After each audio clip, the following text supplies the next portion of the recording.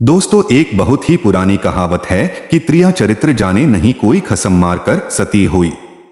तो दोस्तों, यह कहावत कोई ऐसे ही नहीं बनी है, इसके पीछे एक लंबी कहानी है। इस कहावत का अर्थ है कि स्त्री का जो चरित्र होता है वह एक अबूझ पहेली की तरह है, उसे कोई नहीं जान सकता है।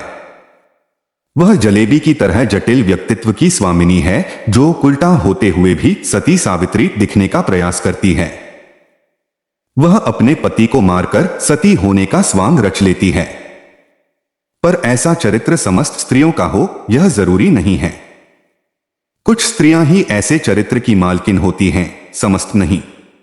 आओ आज एक ऐसी ही कहानी को सुनते हैं कि यह कहावत कैसे बनी। यदि आप एक स्त्री हो और इस वीडियो को देख रही हो तो इस वीडियो में बताई गई बातों को खुद पे ना ले, क्योंकि इस वीडियो में उन स्त्रियों को बारे में बताया गया है जो पतिव्रता होने जा ढोंग रचती हैं। तो आइए सुनते हैं इस कहानी को। दोस्तों, पंपापुर नामक एक राज्य था जहां पर विलासराय नामक राजा राज्य करता था। राजा का जैसा नाम वैसे ही उसके गुण थे, अर्थात वह एक विलासी राजा था। पूरे राज्य में स्वच्छंदता का बोलबाला था। न केवल पुरुषों अपितु स्त्रियों का भी हद दर्जे का चारित्रिक पतन हो गया था। विवाहेतर संबंध कायम करना एक आम बात थी उस राज्य में। उस राज्य में सुधर्मा नामक एक लकड़हारा रहता था जिसकी एक पत्नी थी जिसका नाम सुलक्षणा था। सुधर्मा सुबह सुबह लकड़ी काटने वन में चला जाया करता था और देर शाम तक वापस लौटता था। इधर उसकी पत्नी सुलक्षणा दिन भर घर में अकेली रहती थी और बोर होती थी। सुलक्षणा अतीव सुंदर स्त्री थी और आत्ममुग्धा नायिका की तरह अपने रूप यौवन को आईने में देख देख कर हर्षित होती रहती थी। शाम को सुधर्मा थका हारा हुआ आता था और खाना खाकर जल्दी ही सो जाया करता था। सुलक्षणा घर का काम निपटा कर और सच संवर कर जब तक सेज पर आती थी तब तक सुधर्मा खर्राटों की दुनिया में सैर करने चला जाता था। बेचारी सुलक्षणा मन मसोस कर सेज पर तड़पती रह जाती थी। उसका अतृप्त यौवन खून के आंसू रोने लगता था। अपने घर गृहस्थी का सारा सामान सुलक्षणा ही लाती थी। एक दिन जिस दुकान से वह सामान लाती थी उसका सेठ कहीं गया हुआ था और उसकी दुकान पर उसका नौजवान पुत्र चिंतामणि बैठा था। वह सुंदर तथा बलिष्ठ था। सुलक्षणा उसकी जवानी पर फिदा हो गई। सेठ के बेटे चिंतामणि ने भी सुलक्षणा जैसी सुंदर और सुडौल स्त्री पहली बार देखी थी, इसलिए वह भी सुलक्षणा की ओर आकर्षित हो गया। दो जवां प्यासे दिल मिल गए तो अब बदन मिलना भी आवश्यक हो गया था। चिंतामणि ने एक मिलन स्थल भी खोज लिया था। सुलक्षणा रोजाना सुधर्मा के सो जाने पर चिंतामणि से मिलने जाने लगी और वह सुबह होने से पहले वापस आ जाती थी। सुलक्षणा और चिंतामणि की रंगरेलियां बेरोक टोक चलने लगी। एक दिन सुधर्मा जंगल में लकड़ी काटने गया तो उसने देखा कि एक साधु बेहोश पड़ा है। सुधर्मा ने उस साधु पर ठंडे जल के छींटे मारे तो साधु ने आंखें खोल दी। सुधर्मा ने साधु को उठा के बैठाया और ठंडा जल पिलाया तो उसमें कुछ जान आई। थोड़ी देर बाद उसे खाना भी खिलाया तो उसके बदन में थोड़ी ताजगी आ गई और वह चहल पहल करने लग गया। सुधर्मा ने उस साधु से आग्रह किया कि कुछ दिन वह उसका आतिथ्य स्वीकार करे। सुधर्मा के आग्रह को साधु महाराज टाल नहीं सके और शाम को वे साधु महाराज सुधर्मा के साथ उसके घर आ गए। साधु को देखकर सुलक्षणा के तन बदन में आग लग गई। उसे लगा कि अब उसकी चोरी पकड़ी जा सकती है, इसलिए वह साधु को घर में नहीं रखने की जिद पर अड़ गई। सुधर्मा ने उसके सामने समर्पण करते हुए कह दिया कि साधु महाराज बस 1-2 दिन ही रहेंगे। इस पर सुलक्षणा राजी हो गई। रात में सबने खाना खाया और साधु के लिए आंगन में चारपाई बिछा दी। सुधर्मा खाना खाने के तुरंत बाद ही सो गया था, लेकिन सुलक्षणा की आंखों में नींद कहाँ थी। वहां तो चिंतामणि की सूरत बसी हुई थी। उसका मन उड़कर चिंतामणि के पास चला गया था, मगर बदन तो सुधर्मा के घर में ही पड़ा था। यौवन को मन से ज्यादा तन की जरूरत होती है। सुलक्षणा को अपना बदन जलता हुआ महसूस होने लगा। उस आग को बुझाने के लिए उसे चिंतामणि के सागर की आवश्यकता थी। सुलक्षणा उठी और उसने देखा कि सुधर्मा खर्राटे ले रहा है।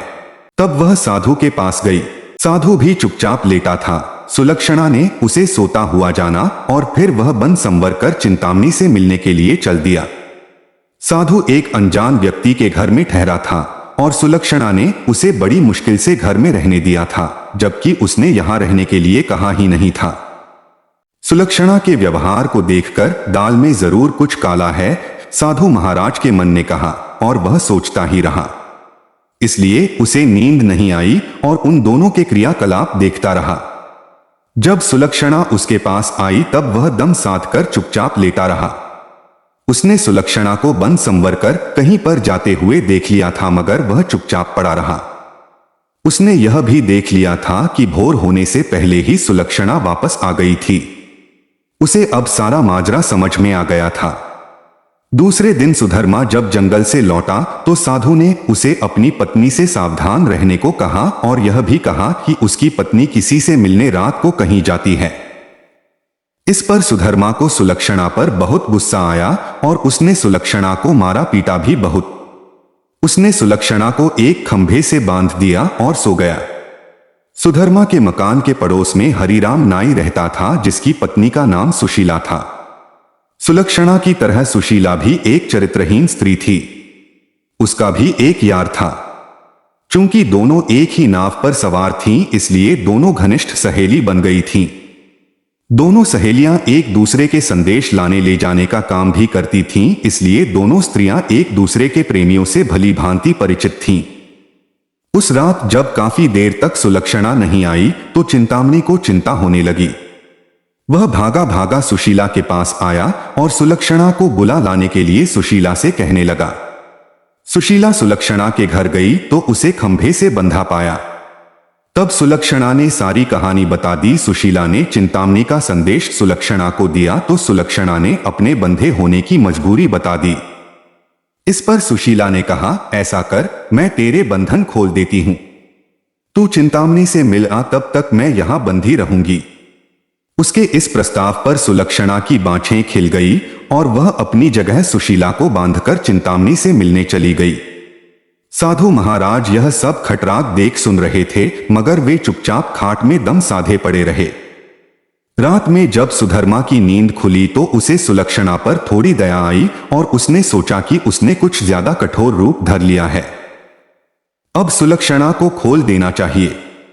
लेकिन मन ने कहा, अगर वह फिर से अपने प्रेमी से मिलने चली गई तो? अब उसके पास इस सवाल का कोई जवाब नहीं था। उसने सोचा कि इस बार यदि सुलक्षणा वचन दे दे कि वह अपने प्रेमी से मिलने नहीं जाएगी, तब वह उसे खोल सकता है। सुधर्मा ने जोर से आवाज लगाई, कलंकिनी, अगर मुझे तू यह आश्वासन दे दे कि तू उससे मिलने नहीं जाएगी तो मैं तेरे बंधन खोल दूंगा। लेकिन वहां पर तो सुलक्षणा नहीं अपितु सुशीला बंधी हुई थी। सुशीला ने सोचा कि यदि वह कुछ भी बोलेगी तो उसकी आवाज से सुधर्मा को पता चल जाएगा कि वह सुलक्षणा नहीं कोई और है, तो फिर सारा भांडा ही फूट जाएगा। इसलिए वह कुछ नहीं बोली और चुप रही। उसके इस तरह चुप रहने पर सुधर्मा को गुस्सा आ गया और उसने गुस्से में आकर कुल्हाड़ी फेंक कर दे मारी। कुल्हाड़ी सीधी सुशीला की नाक पर जाकर लगी और उसकी नाक कट गई। वह अंदर ही अंदर सारा दर्द सहन कर गई, मगर उसने एक भी कराह नहीं निकलने दिया। कुल्हाड़ी फेंक कर मारने से सुधर्मा का गुस्सा थोड़ा ठंडा हो गया और वह सो गया। उधर सुलक्षणा आज जल्दी ही वापस आ गई और जल्दी जल्दी सुशीला के बंधन खोल डाले। तब सुशीला ने अपनी कटी हुई नाक दिखाई और सारा वाकया सुना डाला। सुलक्षणा यह देखकर और सुनकर कांप उठी, मगर अब क्या हो सकता है। सुशीला अपने घर को चली गई और सुलक्षणा फिर से उसी खंभे से बंध कर खड़ी हो गई। साधु बाबा चारपाई पर पड़े पड़े यह सारा क्रिया चरित्र देख रहे थे। थोड़ी देर बाद जब सुधर्मा की नींद खुली तो उसने अपनी पत्नी सुलक्षणा से फिर कहा, देख, तू अब भी मुझसे सच सच कह दे और मुझे यह वचन दे दे कि तू फिर कभी उससे मिलने नहीं जाएगी तो ठीक रहेगा, नहीं तो जिस प्रकार मैंने तेरी नाक काटी है, अब तेरे दोनों कान भी काट दूंगा। फिर तू नत्ती और बूची हो जाएगी, तब तेरा घर से निकलना ही मुश्किल हो जाएगा। इन शब्दों को सुनकर सुलक्षणा के षड्यंत्रकारी दिमाग में एक युक्ति सूझी। उसे पता था कि नाक उसकी नहीं सुशीला की कटी है और इस बात का पता सुधर्मा को नहीं है। अत इस नासमझी का फायदा उठाना चाहिए। तब उसने क्रिया चरित्र दिखलाते हुए नाटक करना शुरू कर दिया और जोर जोर से रोना शुरू कर दिया। रोते रोते बोली, तुम मर्द लोग बड़े बेरहम होते हो, अपनी पत्नी पर झूठा इल्जाम लगाकर उसकी नाक काट देते हो। मैं कोई उल्टा स्त्री नहीं हूं जैसा कि तुमने मुझ पर आरोप लगाया है। मैं एक पतिव्रता स्त्री हूं और मैं आज तुम्हें यह सिद्ध करके दिखा दूंगी कि मैं कितनी सती, नेक और पतिव्रता हूं। ऐसा कहकर उसने आसमान की ओर देखा और भगवान को संबोधित करते हुए बोली, हे प्रभु, हे माता गौरी, हे समस्त देवी देवताओं, हे दसों दिशाओं, आप सभी मेरी बात ध्यान से सुनो और मेरे साथ न्याय करो। मैं यदि तन मन और वचन से एक पतिव्रता और सती स्त्री हूं तो मेरे पति ने मुझ पर बदचलन होने का आरोप लगाकर जो मेरी नाक काटी है वह नाक फिर से जुड़ जाए और एक पतिव्रता स्त्री क्या होती है यह पूरे जग को पता चल जाए। और वह ओम नमो भगवते वासुदेवाय नम का जाप करने लगी। सुधर्मा यह सब देख और सुन रहा था। अभी 3-4 बार ही मंत्र का जाप हुआ था कि सुलक्षणा चीख पड़ी, मेरी नाक जुड़ गई, मेरी नाक पहले जैसी हो गई। हे भगवान, तेरा लाख लाख शुक्र है जो तूने एक पतिव्रता स्त्री की लाज रख ली और मुझ पर बदचलन होने का झूठा आरोप जो मेरे पति ने लगाया था उसे खारिज कर दिया। मैं आपका यह उपकार जिंदगी भर नहीं भूलूंगी भगवान। और उसने नीचे धरती पर झुककर भगवान को प्रणाम किया। तक सुबह हो गई थी। सुधर्मा को उसकी बातों पर विश्वास नहीं हुआ, इसलिए वह उसके पास गया और उसकी नाक को छूकर देखा, वह पहले जैसी ही थी। वह सुलक्षणा को आश्चर्य से देखता ही रह गया और अपनी गलती पर पछताने लगा। उधर सुशीला ने अपने चेहरे पर एक कपड़ा इस तरह लगा लिया कि नाक दिखाई नहीं दे। सुबह होने पर नाई हरिराम अपनी दुकान जाने लगा तो उसने अपनी पेटी संभाली। उसमें एक बड़ा वाला उस्तरा नहीं था। उसने सुशीला से कहा कि बड़ा वाला उस्तरा ला दे। सुशीला नाक कटने से चिढ़ी हुई सी थी तो उसने हरिराम की तरफ एक चाकू फेंक दिया और कहा, ले, यह ले तेरा बड़ा वाला उस्तरा। बड़े वाले उस्तरे की जगह चाकू देखकर हरिराम का पारा 7वें आसमान पर चढ़ गया। उसने अपनी पेटी खोली और एक छोटा उस्तरा निकाला और उसे सुशीला की ओर फेंक कर मारा। सुशीला की चाल कामयाब हो गई। वह यही तो चाहती थी। उसने उस्तरा हाथ में पकड़ा और जोर जोर से चिल्लाने लगी, अरे मेरी नाक काट दी, हाय मेरी नाक काट दी। उसकी आवाज सुनकर अड़ोसी पड़ोसी आ गए और वहां भीड़ लग गई। लोगों ने देखा कि सुशीला की नाक कटी हुई है और उसके हाथ में एक छोटा उस्तरा है। सुशीला कहे जा रही थी कि उसके पति ने उसे बदचलन बताकर बिना वजह ही उसकी नाक इस उस्तरे से काट दी है। लोगों ने सुशीला की बात सही मान ली और हरिराम नाई की खूब धुनाई कर दी। इतनी देर में राजा के सिपाही आ गए और हरिराम नाई को पकड़कर ले गए। राजा की अदालत में मुकदमा चला। सुशीला ने स्वयं को सती सावित्री पतिव्रता बताते हुए अपने पति पर आरोप लगाया कि उसने उसे बदचलन बताकर उसकी नाक उस उस्तरे से काट ली थी। उस्तरा भी था और सुशीला की नाक भी कटी हुई थी। एक पत्नी अपने पति पर मिथ्या आरोप क्यों लगाएगी? तब राजा ने हरिराम नाई को दोषी मानते हुए उसे मृत्युदंड सुना दिया। इस मृत्युदंड की चर्चा पूरे राज्य में फैल गई। सुधर्मा के घर में ठहरे हुए साधु महाराज ने भी जब हरिराम नाई को मृत्युदंड की बात सुनी तब वह विचलित हो गया। उसे दोनों स्त्रियों के त्रिया चरित्र का संपूर्ण ज्ञान था जिसकी चपेट में एक निर्दोष व्यक्ति हरिराम नाई आ रहा था और अपनी जान से हाथ धो रहा था। तब वह राजा के पास गया और संपूर्ण घटनाक्रम राजा को कह सुनाया।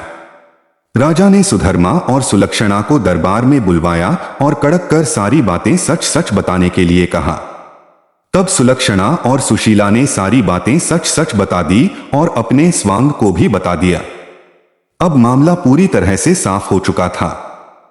दोनों स्त्रियों का अपराध सामने आ गया था और हरिराम नाई निर्दोष सिद्ध हो गया था। इस षड्यंत्र के लिए दोनों कुलटाओं को भीषण दंड दिया जाना था, लेकिन स्त्री, बालक और साधु को मृत्युदंड नहीं दिया जा सकता है। इस शास्त्रीय विधान के अनुसार दोनों स्त्रियों के नाक कान काटकर उन्हें छोड़ दिया गया। इस पूरे वृतांत को देखकर तभी साधु महाराज जी यह कहावत बोल पड़े कि त्रिया चरित्र जाने नहीं कोई, खसम मारकर सती होई। तो दोस्तों, उम्मीद करता हूं कि यह वीडियो आपको पसंद आई होगी। ऐसी ही और भी वीडियो देखने के लिए हमारे इस चैनल को सब्सक्राइब और वीडियो को लाइक कीजिए। फिर मिलते हैं जल्द ही एक ऐसे ही वीडियो के साथ। तब तक के लिए नमस्कार।